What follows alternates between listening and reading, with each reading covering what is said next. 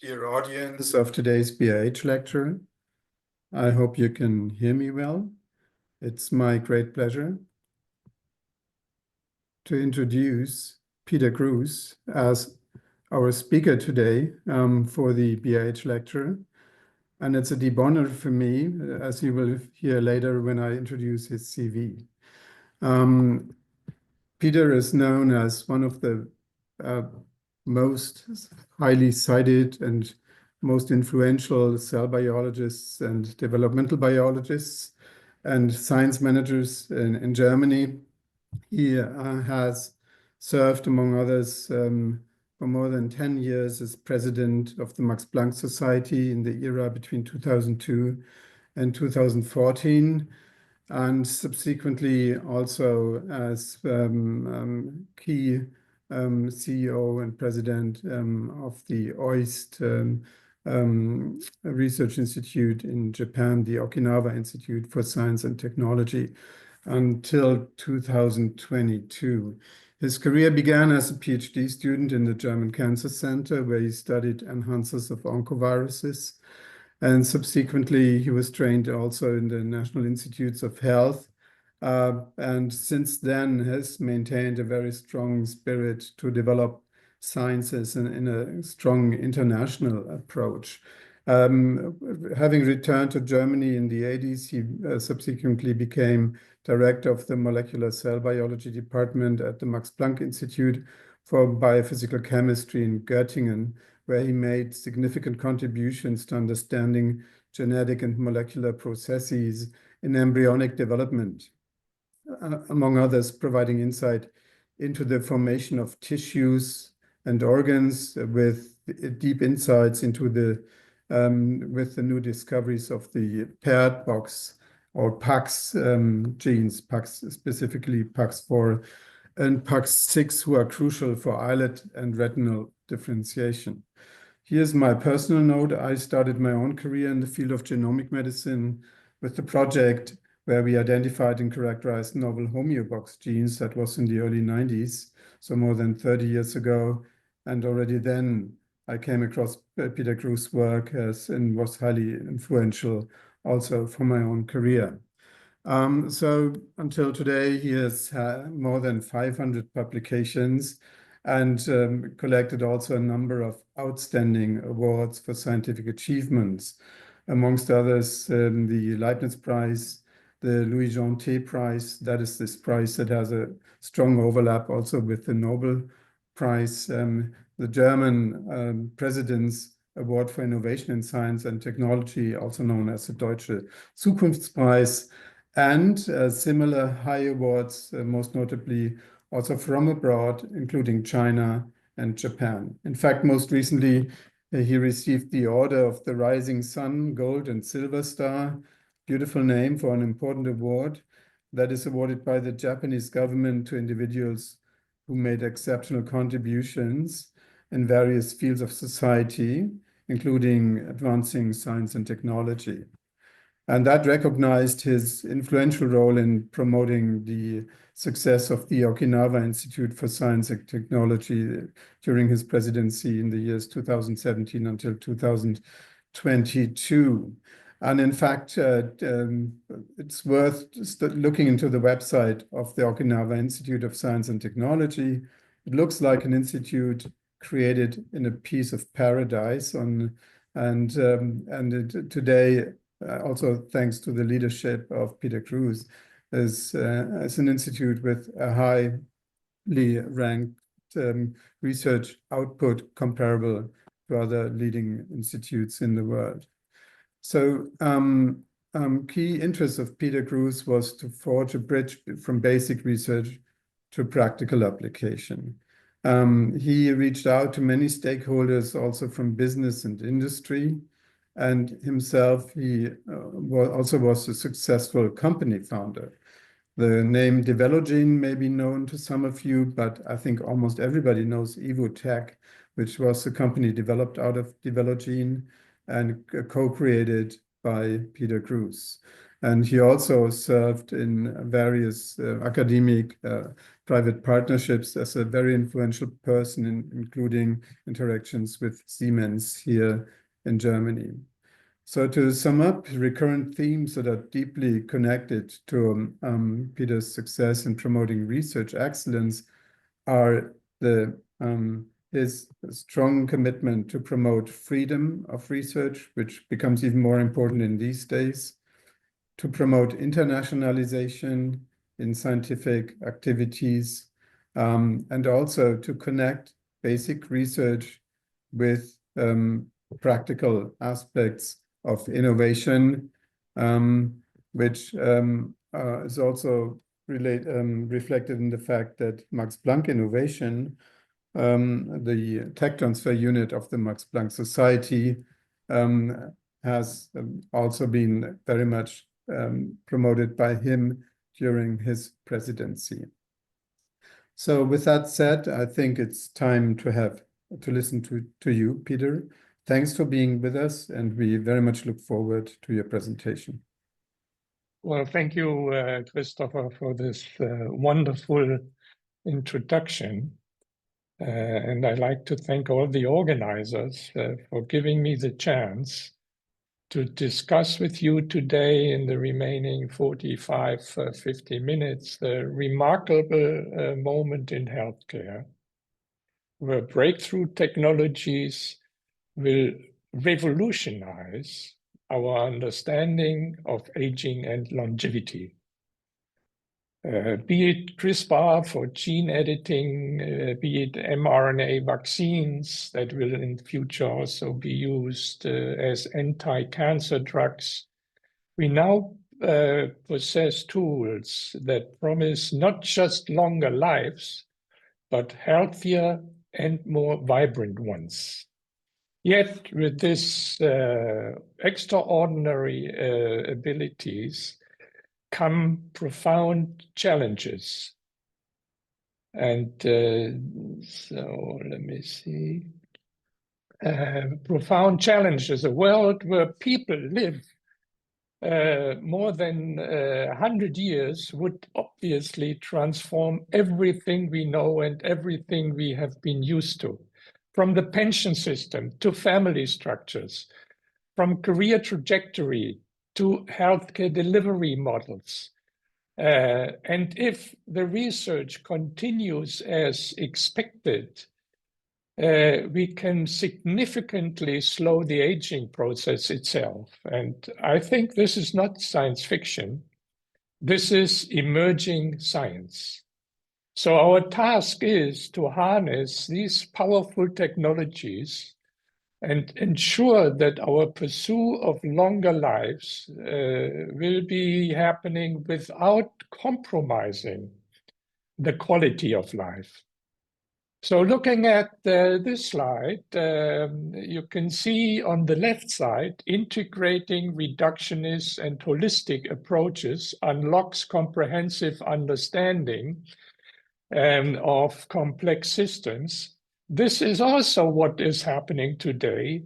While we had in the past 50 years in the life sciences extreme progress made by using reductionist approaches, now with the large data sets, with AI, IT, we have a possibility to look at it from a more holistic point of view and add the pieces together to give us a complete picture.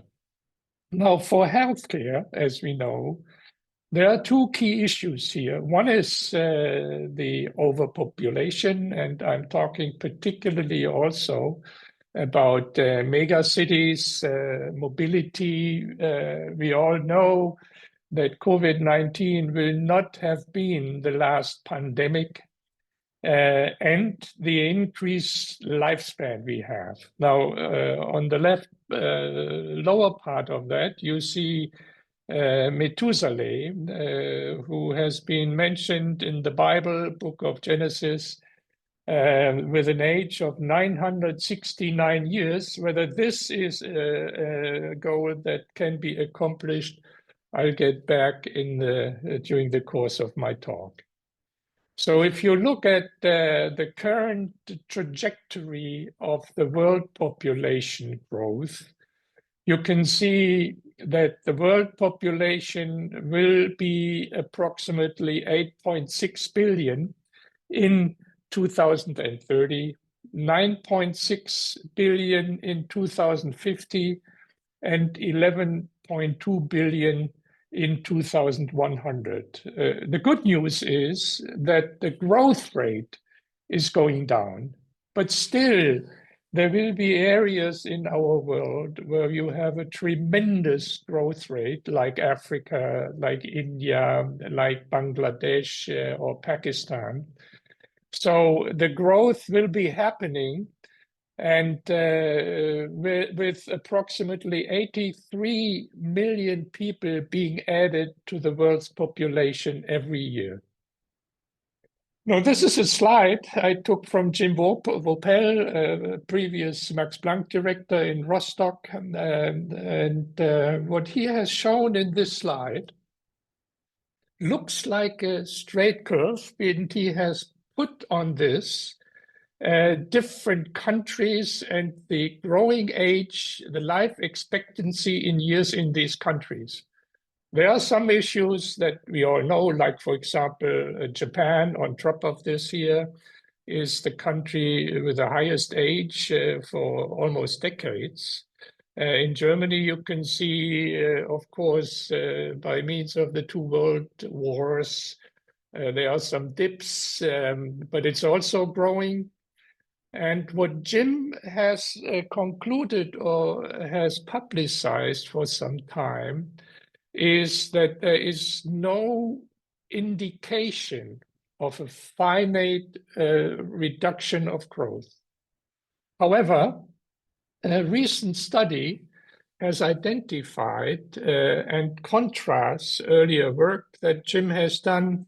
And in this study, they identified an advanced age mortality acceleration effect, predicting that while more people may live past 100 years, survival until about or more, or increasing about more than 125 remains extremely rare. So let's just take a look at the prediction of this institute where Jim has been working. So you can see that for 160 years, the best performance in life expectancy has steadily increased by a quarter of a year per year. And now look at the prediction, and that's here on the left, the oldest age at which at least 50% of a birth cohort is still alive. Now look at this. In 2010, every kid that is being born in 2010 has a predictable life expectancy of more than 100 years. Now it's probably 105 to 20 born is probably 105 to 110, if the projection is linear. And this is something we will discuss in the course of my talk. But I want to show you an issue here that I found also particularly important, looking at the oldest age, the average age of people in different countries in relationship of the money spent for healthcare. And as you can see on this one, the US spends most but has the worst outcome. This is the red dot on the lower right. Germany is middle level. France is a bit better, so they grow older and spend less. Switzerland, Japan, you can see all are doing better. So the message is, it's not just the money. It's probably a lot of factors that contribute to healthy aging. So what is aging all about? First of all, you can see that the aging-associated diseases are arteriosclerosis, cardiovascular disease, arthritis, cataracts, osteoporosis, type 2 diabetes, hypertension, Alzheimer's disease, and cancer. The incidence of all these diseases increases rapidly with aging. And of the roughly 150,000 people who die each day across the globe in industrialized nations, 90% die of age-related causes. So we have to do something. How can we then achieve healthy aging? And there are 4 points I picked today to summarize the work that has been done in these areas that all can contribute to a healthier life, to healthier aging. So what is aging? Aging results from the impact of the accumulation of a wide variety of molecular and cellular damage over time. It is at least partially genetically determined. Aging takes place in a cell, an organ, or a total organism with the passage of time. However, some simple animals are potentially biological immortal. So let's take this last point and look a little bit more closely in what is happening in the animal kingdom. You can see here some of the longest living mammals on this earth. The first is of course not a mammal, it's a bird. You can see the parrot is 60 to 80 years. African elephant, 70 years. The Galapagos is 100, tortoise is 152 years. Red Sea urchin, amazingly, 200 years. I was very surprised when I read that. Fish, 40 to 226 years. Whales, 200 years. And now let's discuss a little bit the jellyfish. Now, the jellyfish, in particular, a species that has been studied, referred to as Torritopsis dornii, is following a biological life cycle that many jellyfish have, where they start off with a hydra. So it's a structure attached to a solid surface. And then subsequently, they have a metamorphosis. They start off with a polyp, and then subsequently become a medusa, a jellyfish that is floating freely. Now, what is so special about this? In case of a stress or crisis, the jellyfish can transdifferentiate from a medusa, even only a few cells. These cells can transdifferentiate and take the jellyfish back to a polyp, which again attaches on a solid surface, so that this whole biological life cycle is starting anew.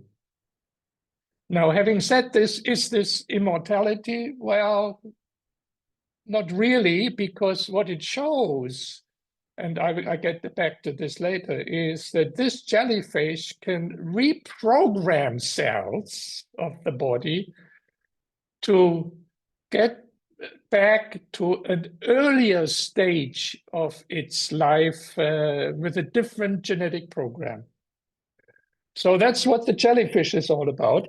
And then look at so far the record holder, Jean Calment. She passed away with 122, so still a while to go until we have Methuselah with 969. So let's look a little more at some of the animals and what we can learn from these animals regarding healthy aging. So mice, for example, in captivity live approximately 4 years, rats 2 to 3 years, but in the wild, they on average live only 1 year. In contrast, naked mole rats that are rodents, naked mole rats are neither moles nor rats, but belong to the rodents. They live an extraordinary time of 30 plus years.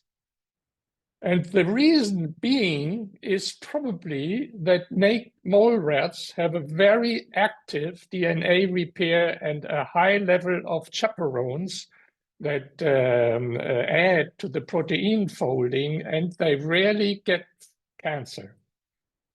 Now, in model organisms like C. elegans, there are at least different types of 6 different types of mechanisms that have been discovered that extend the lifespan of C. elegans about 10-fold, 10 times, equivalent for humans being about 1,000 years. This indeed is close to Methuselah. What are the determinants of aging? Well, according to Jim, 25% genetics, childhood 10%, and I think we are all aware if you have obese children, that these obese children have a higher likelihood to be obese during adult. But most of the aging, healthy aging or unhealthy aging, is contributed throughout the adult life. Now, this cartoon summarizes in an easy to understand way what aging is all about, and that it is driven by the balance of a damage and repair process. So you have on top, you have genetic risk factors, you have environmental factors, and if this swing is in balance, damage and repair are also balanced.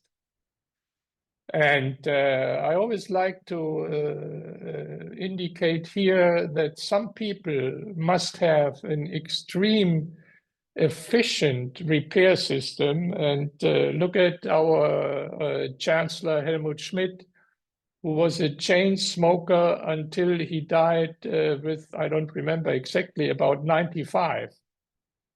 So considering the damage that smoking does, he must have had an incredible repair system in order to survive until 95. Now, if you cannot repair it properly, you then have unpaired damage accumulation that leads either to apoptosis, which is leading to programmed cell death, or to senescence, where cells reach a permanent cycle arrest and do not multiply anymore. Sometimes some of these mutations can be oncogenic, and if the mutagenesis continues by larger rearrangements and clonal expansion, meaning avoiding the human immune system, cancer might be the result. And here, the result is loss of regenerative capacity, inflammation, and so forth. So now we know that large-scale genome-wide association studies have recently identified many loci that influence the aging process. And I will show you here a few. Don't worry, you don't have to read it. The only message I want you to take home from this slide is these genes, they encode proteins that are having completely different functions. We have inflammatory response function resulting in reduced lifespan. We have transcription and regulators, here FOXO3. We have genes involved in mitochondrial activity, calcium homeostasis, and others. So this says these different strands of genetic research are highlighting different pathways for the discovery of anti-aging interventions that may be applicable in humans.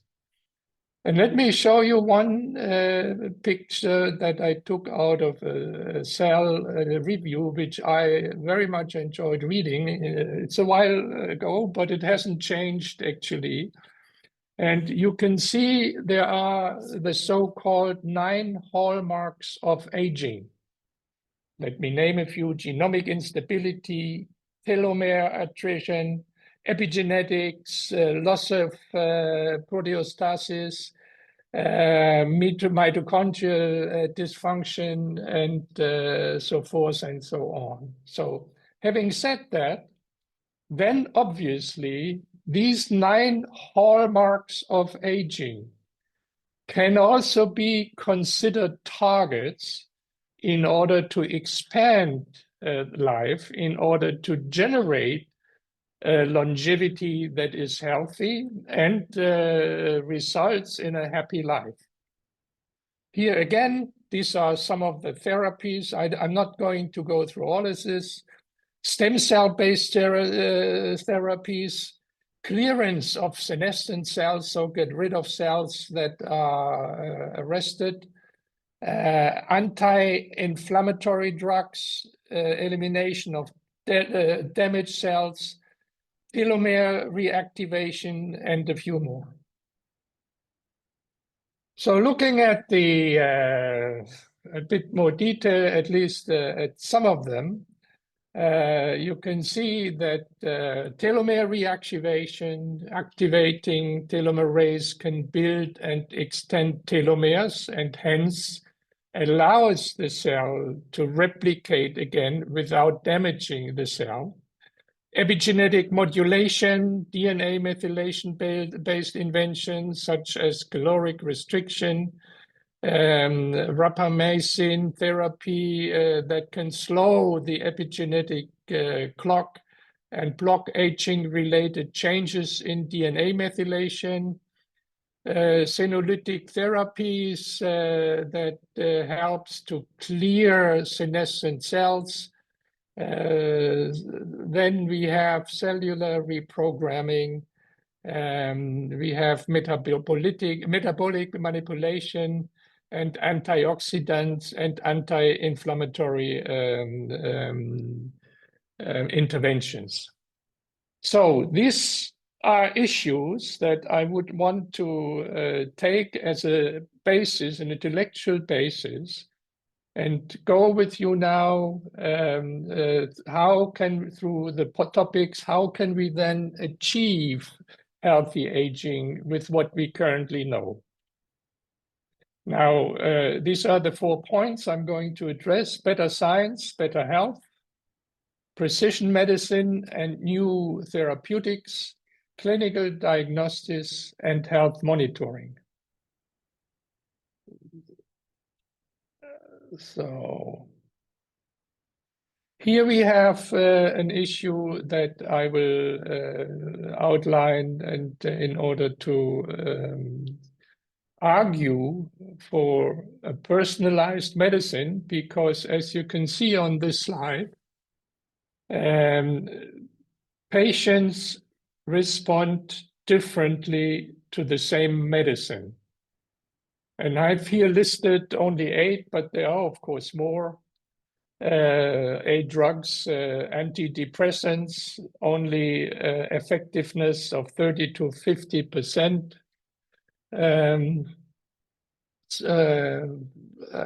ACE inhibitors, 30 to 50%, statins, 10 to 20%, estimated inefficiency, opioids, anticoagulants, beta blockers, and so forth and so on. So it is clear that those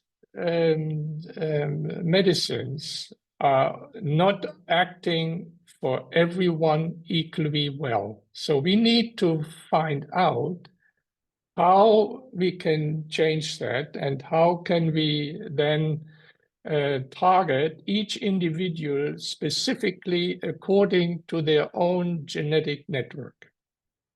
So obviously, a patient's genetic network, genetic information is the core and the root for all of this. And this just shows you what has happened ever since 2003. 2003, to sequence one genome costs about 2.7 billion. Now, from 2022 onwards, the cost per genome was approximately $600. So it has rapidly fallen over the past decade, making genome-based personalized treatments a feasible option for many. On top of this, the innovative companies combine now genetic testing with AI to analyze the huge amount of data that is available. And it is basically as if data banks are mushrooming around the world. Here we see the curves from EMBL.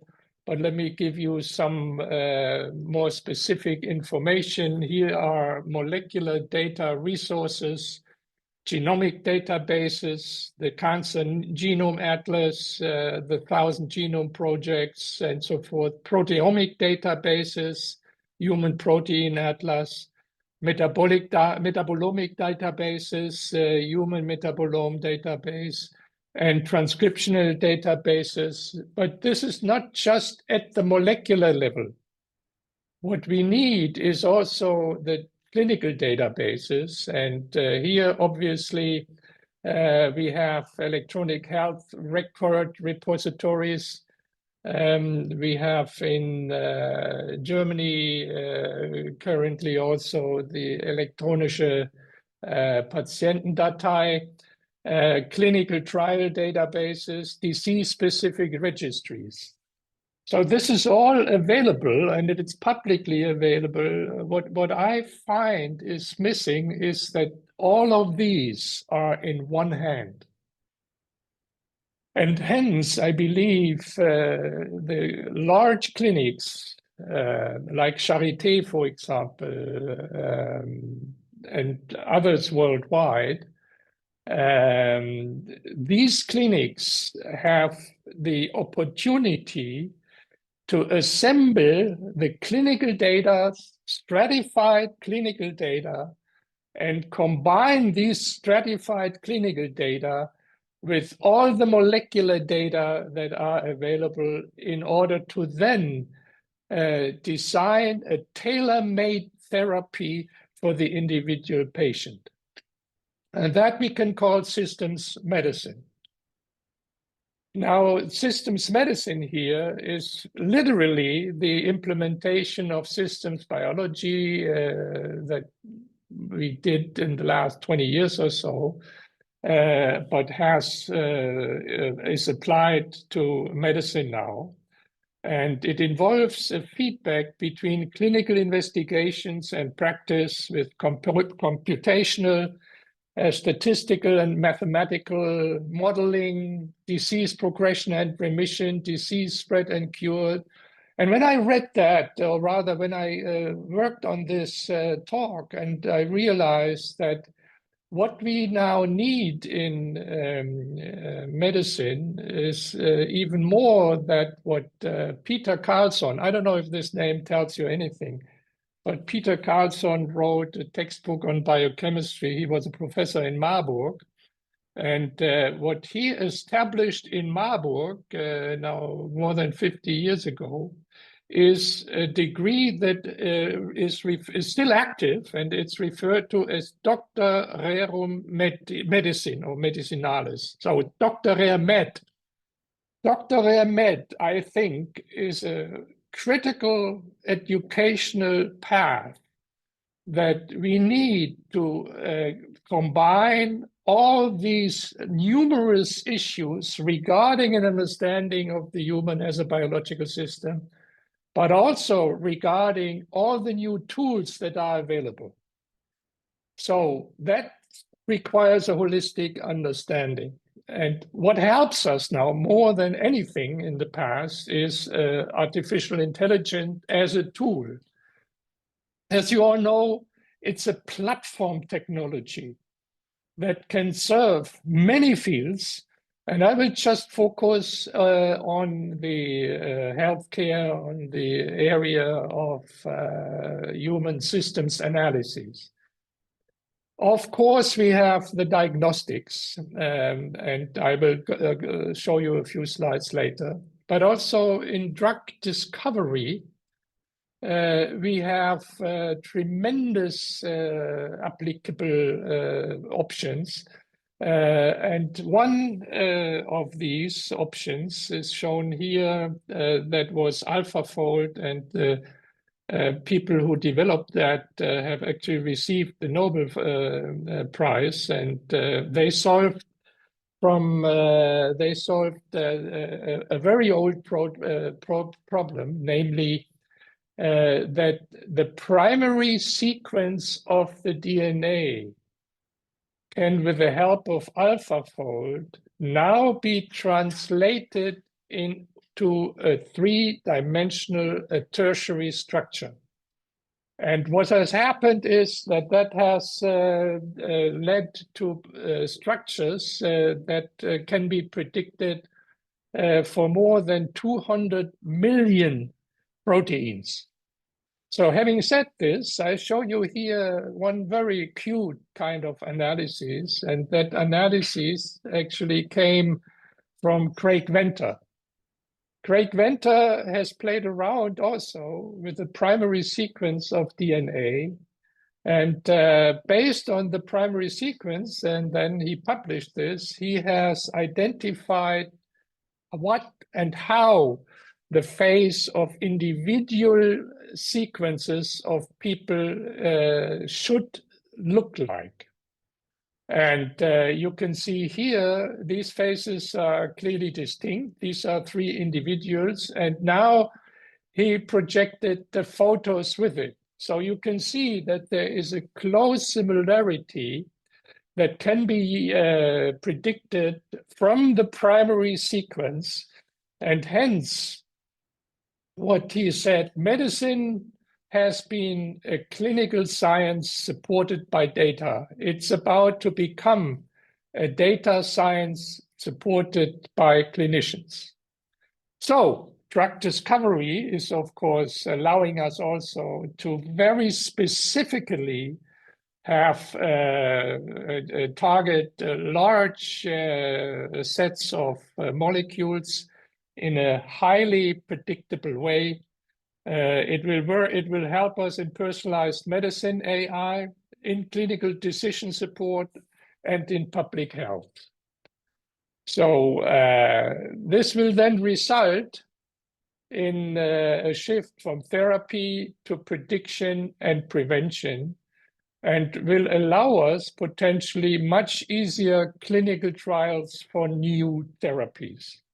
So let's take a look at the clinical diagnostics in brain tumor. And I've really tried to get the early papers that have shown that first here. This in Nature was a paper that shows that this approach with AI complements, expands, and in some cases exceeds the possibility of tumor diagnosis based on microscopic examination. Look at breast cancer as an example. 3 to 8% carry a mutation in their genes, in their genome, BRCA1, BRCA2. 50 to 80% chance of developing breast cancer. These genes are of extreme importance in the double-strand repair of DNA. So looking at the totality of cancer tumors in the breast, there are 30,000 different mutations in 7 main categories. And that means, of course, if I look at here at the bottom, it's almost impossible for medical professionals to master the complexities of such common diseases as breast cancer. It has to be going through the large data sets, through the help of diagnostics, AI, to give the clinician a hint as to what the correct treatment for individual patient is. This is something I very much enjoyed when I was visiting India. This, I believe, was an AI disruption, because what these people used in order to discover breast cancer or breast tumors, they used a commercially available infrared camera and an AI-based cloud system with the respective data. It is in commercial use in many countries now, not just in India, actually also in Germany. It is very low in cost. It is less hard than mammography for the women. It can detect cancer earlier because the resolution power is higher. It can also differentiate between benign and malignant tumors, and has hence a lower barrier for patients because it's very cost effective. Here, one of the very early personalized medicine antibodies, I think we can go through this, but that is the essence of personalized cancer treatment. Genomic profiling. So we first have to look at the genetic makeup.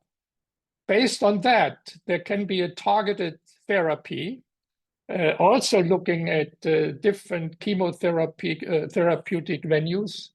We have to do biomarker identification in order to see if the therapy works.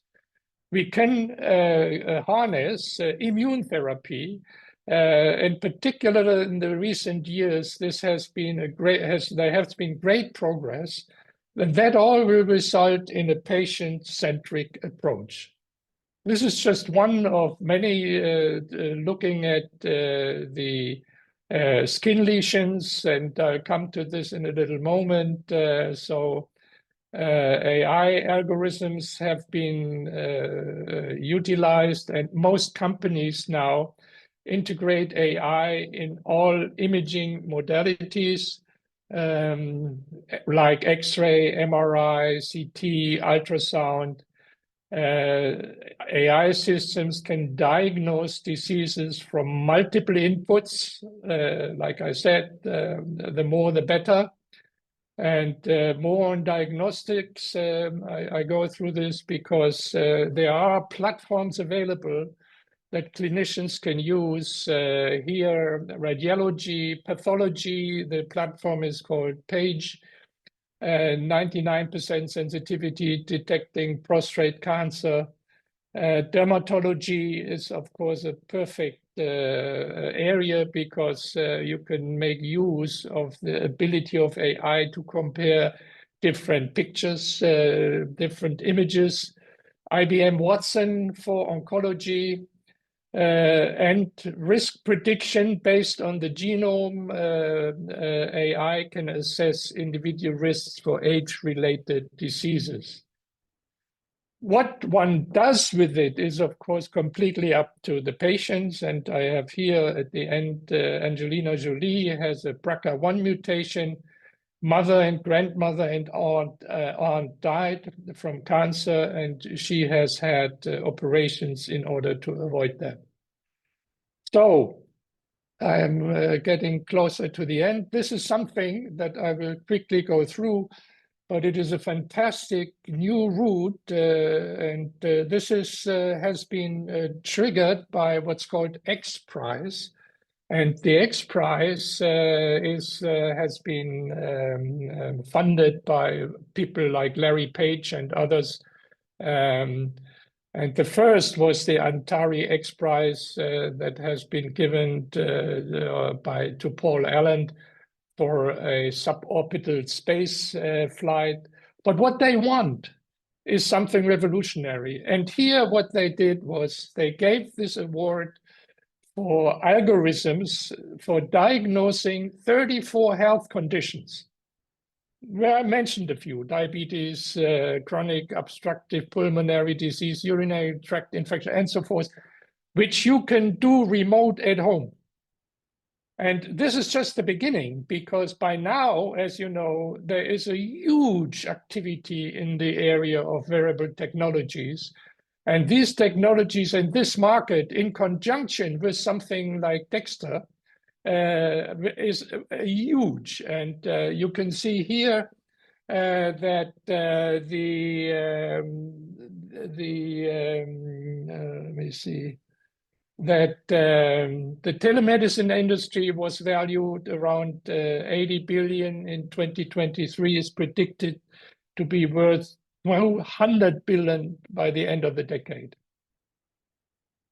So at the end, this was the area of my research, but I just want to very quickly, because I'm running out of time, tell you that the key issue here will be tremendously helpful for repair processes in humans. We have stem cells everywhere, as you can see here.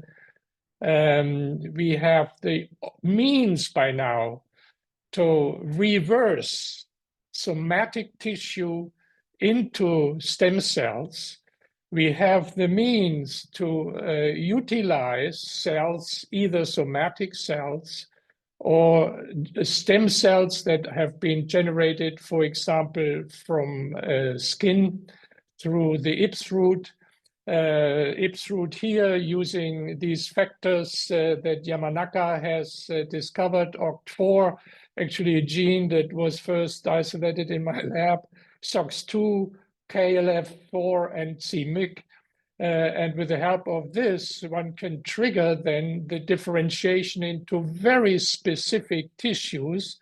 And this here is the work from Knoblich, who I know has talked to you, to trigger through organoids growth of neurons that have similarities of Parkinson's disease or of ALS, and can hence be studied in a patient-specific way. So, and that is exploding. There are approximately 110 clinical trials worldwide, mostly focusing on Ip's transplants for patients with severe eye conditions, Parkinson, epilepsy, diabetes, spinal cord injuries, and heart patients. So this was part of my work, where we triggered ectopic expression of PAX4 in the mouse. And this resulted in new islet cells that produce insulin. This is a much more recent development, namely demonstrated that one can trigger, starting with stem cells, the differentiation of beta cells in vitro. And here you can see this treatment was well tolerated. 90 days post-transplantation, the patient showed significant levels of circulating human C-peptide, hence doesn't need to inject insulin. I will jump over this and give you the takeaways. The emergence of precision medicine, driven by advances in system biology, supported by revolutionary technologies in IT and AI, We have the convergence of patient data, and that will create new ways, care delivery and paradigm change. And a fully digitalized healthcare ecosystem will be able to unlock the value of healthcare data and create new businesses and opportunities. And that will take a holistic systems approach.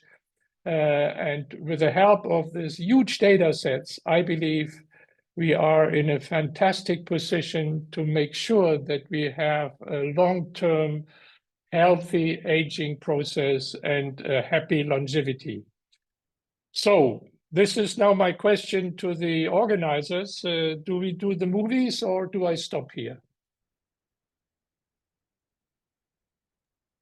So maybe my suggestion would be that we take some questions now, and we have had the great pleasure to see the very inspirational movie already, and then do the movie after the questions. Would that work for you, Peter? Perfect, no problem. Okay, so with this, thank you very much, Peter Gruss, for this very thorough and inspirational dive into longevity. We are now open for questions. Please, as indicated by the organizers, put your questions in the chat. I will read them and Peter will answer. Let me see. So we already have the first question here, which is how can effectiveness of any preventive treatment, for example, for longevity, be measured in clinical trials? Will this require very long trials with large patient numbers, which of course then will also be quite costly? So what's your take on this? My take is it's the complete opposite. I believe the more we know about the molecular spectrum of individuals, the fewer numbers we need for testing, because you can tailor the respecting medicine, the respective drug to this particular individual. And as I said, you can do it with Herceptin or BRCA1. BRCA1 now is hard to treat at this point of time, but if you have a receptor, you can very specifically construct, let's say, a blocking agent that will block the receptor that is triggering this huge growth information for the tumor. So my take is that the more we know, the less large the patient pool has to be in order to come up with a very specific kind of drug against the disease. Mm-hmm. Thank you very much. The next question is, first of all, also thanking you for the very interesting talk. And the question is, how do you think the iPSC organoid research will change? What will be the bigger breakthrough in the future? Okay, this the organoids is for the first time we can actually grow small organs in a tissue plate. But what the particular advantage is twofold. One, we can use a general organoid and try with the particular drugs in vitro to see how we can, let's say, increase growth rate of this in order to subsequently maybe use this in regeneration. I didn't get into this very much, but this is, of course, the goal. But what you also can do, if you take a somatic cell of a patient and return that somatic cell into a IP cell, a stem cell, that then you use to trigger differentiation into various ways, or to repair by means of CRISPR, repair the defect, let it grow a little, and then re-implant them. This is, to me, the future line of organoids. And at this point of time, I know that a lot of companies are using it for testing substances that can help grow the organoid or inhibit certain processes that come from a patient-specific organoid. Mm-hmm. Thank you very much. There is a follow-up question to the question on the clinical trials, which would be what markers or endpoints could be used in such clinical trials to basically determine if a drug or a molecule works in the longevity field. I think this all depends on what line of treatment you are using. Let's say the most wanted one is an ultimate repair. And if you look at the recent studies on sickle cell anemia, where people have taken stem cells, bone marrow stem cells, and they have, with the help of CRISPR gene targeting, they have repaired the particular gene, have then reconstituted the patient with his bone marrow. And this is a single treatment. Mind you, they charge $2 million US, but it's one treatment for all.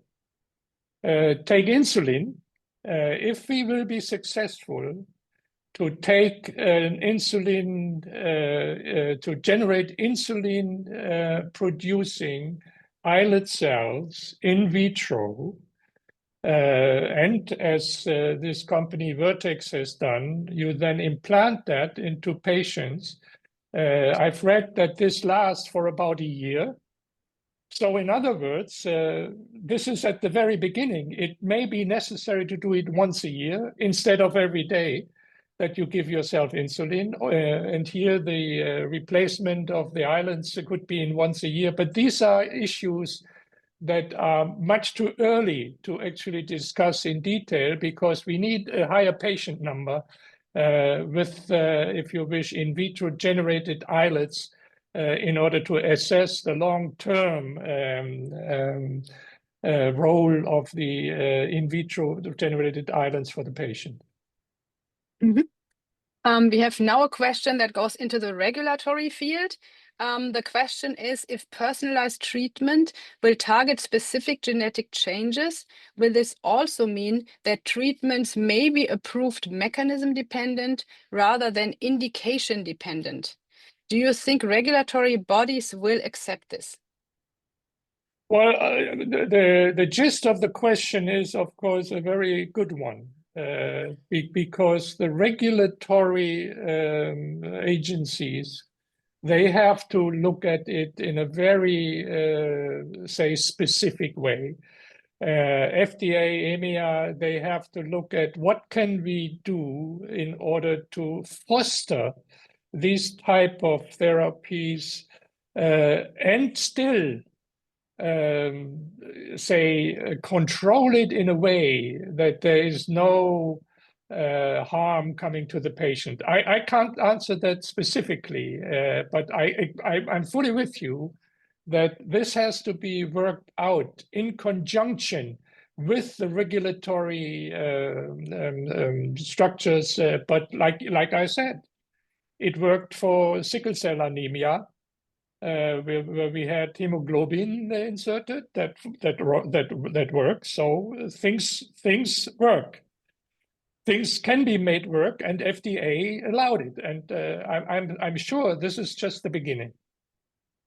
Perfect, Peter. Thank you very much. I think I would end the QA on this very positive note, and would really love to see your AI-generated movie. So if you could share your screen again and get this started, I think that's a very cool technique. Yes, let me say a few words here. This is Absolutely a very brand new, indeed, it's a brand new AI tool that I discovered because a friend of mine has been starting this company.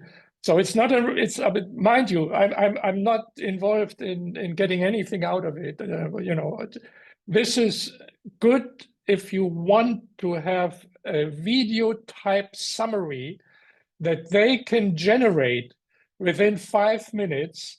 So I gave them my PowerPoint and asked them to provide me with a video summary that in my case is now 3 minutes 40 seconds. So if you have 3 minutes 40 seconds, this is what you could look at.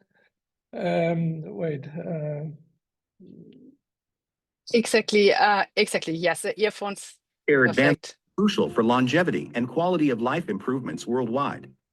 We can see that very well.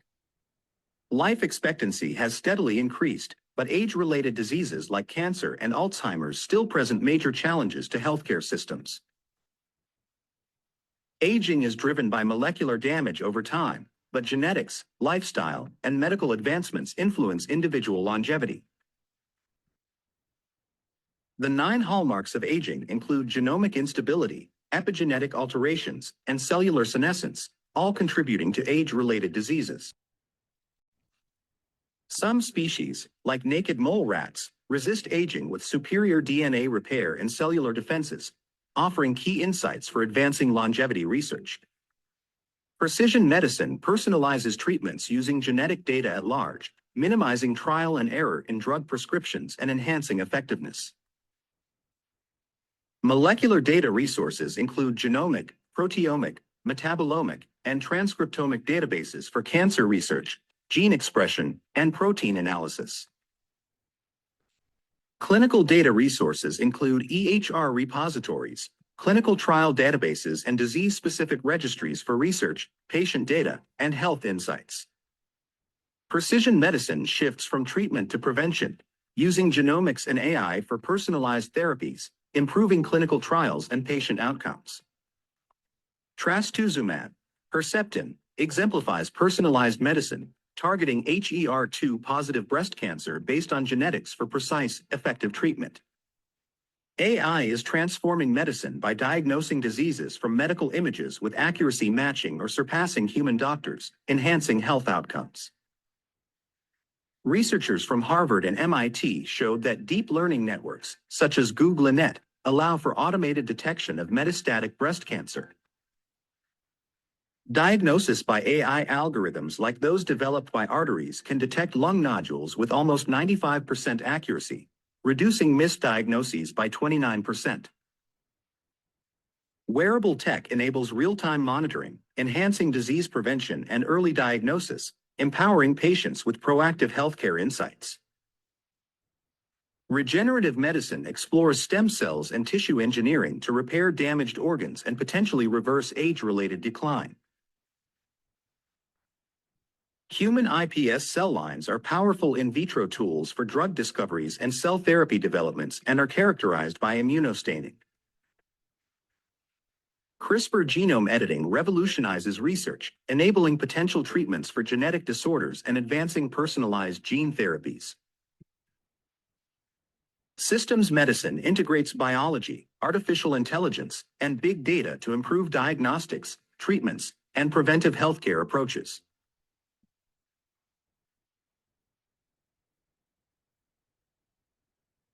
Thank you. This video was generated using Video Magic, an AI-assisted video generation tool. Check it out on videomagic.ai and generate your first video. Thank you so much. So that was. This was the summary, and I should say, including the speaker. It's all artificial.